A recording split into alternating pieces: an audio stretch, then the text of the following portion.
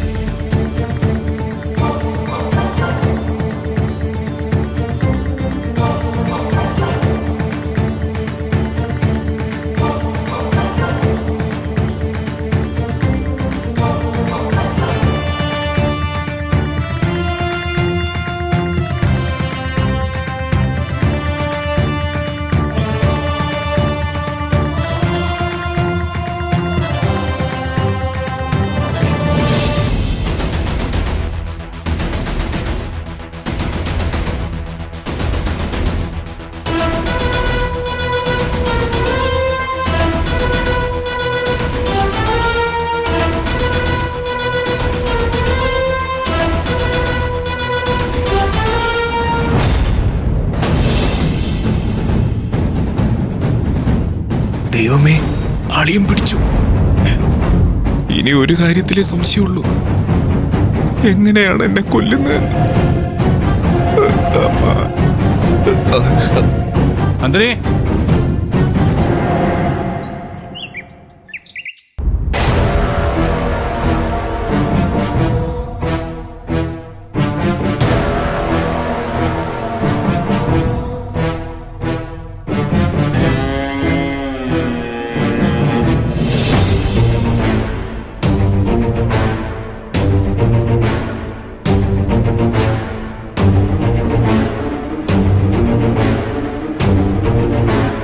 എന്താ ഏട്ടാ ഞങ്ങളോട് വരാൻ പറഞ്ഞ്?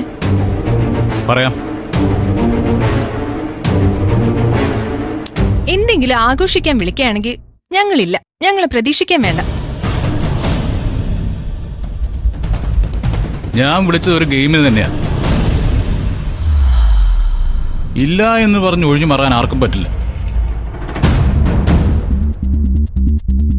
ഞാൻ പറയുന്നതനുസരിച്ച് ഈ ഗെയിമിൽ പങ്കെടുത്തേ പറ്റൂ. അങ്ങനെ വാശിയൊന്നും വേണ്ട. വാശിയാണോ?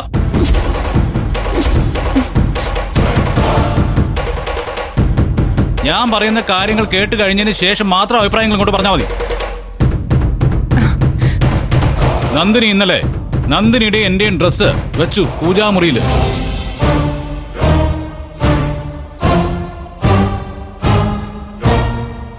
ഇന്ന് രാവിലെ നോക്കുമ്പോ ഡ്രസ്സിന് എന്താ സംഭവിച്ചെന്ന് എല്ലാരും കണ്ടതാണല്ലോ. പൂജാമുറിയാണ്, സ്വാഭാവികമായിട്ടും എലി തട്ടിയിട്ടായിരിക്കണം. അതെ അതെ.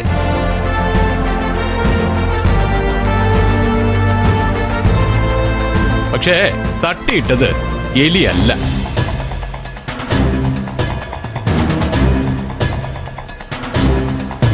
ഇന്നലെ പൂജാമുറിയിൽ സംഭവിച്ചത് എന്താണെന്നുള്ളതിന്റെ കൃത്യമായ തെളിവ് എന്റെ കയ്യിലുണ്ട്.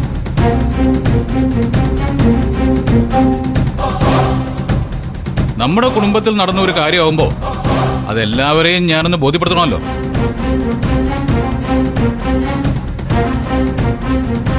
കൂടുതൽ ബോധ്യപ്പെടുത്തലുകളൊന്നും വേണ്ട. ഏട്ടൻ ഇപ്പൊ എന്താ വേണ്ടേ? നന്ദിനിയുടെയും കുടുംബത്തിന്റെയും മുമ്പില് ഞങ്ങളെ കള്ളന്മാരാക്കണം. പിന്നെ ഞങ്ങൾ ഉറക്കൊളിച്ച് അവളുടെ ഡ്രസ്സ് കിടക്കാൻ നടക്കല്ലേ? ഉറക്കൊളിച്ചത് നീയാണെന്ന് ഞാൻ പറഞ്ഞില്ല. പക്ഷേ ആരോ ഇന്നലെ ഉറക്കൊഴിച്ചിട്ടുണ്ട്. അതിന്റെ തെളിവ് ഞാൻ കാണിച്ചു തരട്ടെ.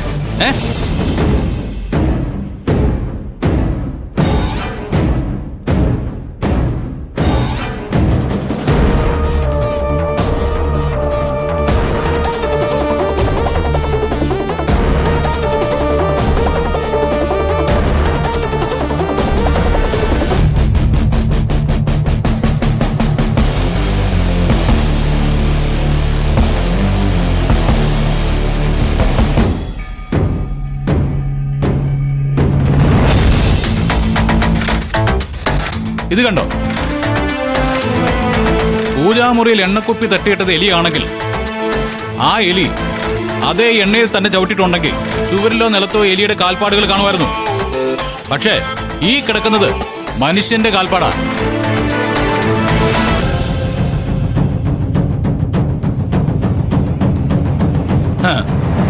നോക്കാനുള്ളവർക്ക് വ്യക്തമായിട്ട് നോക്കാം. ഇന്നലെ പൂജാമുറിയിൽ കിടന്ന് ഈ വൃത്തികെട്ട പണി ചെയ്ത ആരാണെങ്കിലും അവരുടെ കാലിൽ എണ്ണ പുരണ്ടു.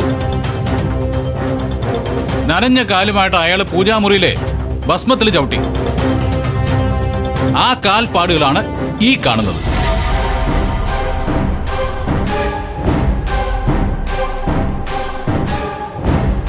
ഈ കാൽപ്പാടുകൾ എവിടെ വരെ പോയിട്ടുണ്ടെന്നും എനിക്ക് വ്യക്തമായിട്ട് അറിയാം.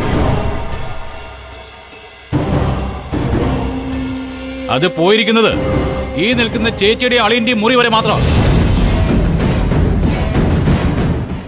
സൂര്യ, നീ വെറുതെ ഞങ്ങളെ കുറ്റപ്പെടുത്താൻ നോക്കണ്ട. ഞങ്ങളൊന്നും ചെയ്തിട്ടില്ല. എനിക്കൊരു മുൻധാരണയുമില്ല. പക്ഷേ പൂജാമുറിയിൽ നിന്ന് പുറത്തേക്ക് വന്നിരിക്കുന്ന ഈ കാൽപ്പാടുകൾ ആരുടേതാണോ അയാളാണ് കുറ്റം ചെയ്തിരിക്കുന്നത്. അക്കാര്യത്തിൽ എനിക്ക് ഒരു സംശയമില്ല. നമുക്കേ ഇതൊന്ന് പരീക്ഷിച്ചു നോക്കാം. അതാണ് ഞാൻ നേരത്തെ പറഞ്ഞ ഗെയിം. ഇന്ദ്രജെ വാ, നമുക്ക് പോവാം. ഞാൻ ഈ പറഞ്ഞ തെളിവെടുപ്പ് കഴിയാതെ ആരെങ്കിലും ഇവിടുന്ന് ഒരു കാലടി എടുത്ത് പിന്നോട്ട് വെച്ചാ ആ കാലുകൊണ്ട് പിന്നെ അയാൾക്ക് ഒരു ഉപയോഗം ഉണ്ടാവില്ല. അടിച്ചോടിക്കും ഞാൻ. സർ വേണ്ട, ആരെങ്കിലും അത് ചെയ്തിട്ടുണ്ടെങ്കിൽ അത് വിട്ടേക്ക്. അതിന് സ്റ്റോപ്പ്. ഇതേ എന്നെ നാണം കെടുത്തുന്നതിന് തുല്യ. ഇത് ഞാൻ വിട്ടുകൊടുക്കുന്ന പ്രശ്നമില്ല. രാജോട്ടാ എന്താ സാറേ?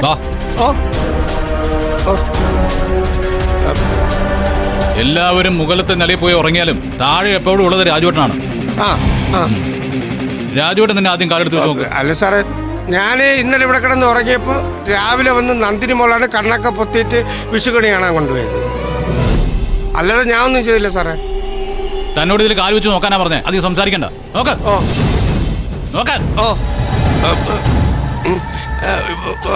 ഈ കാല് വെക്കുന്നു. ഈ കാല് മതിയല്ലേ സാറേ? നോക്കണേ സാറേ. കണ്ടാ കറക്റ്റ് അല്ലല്ലേ?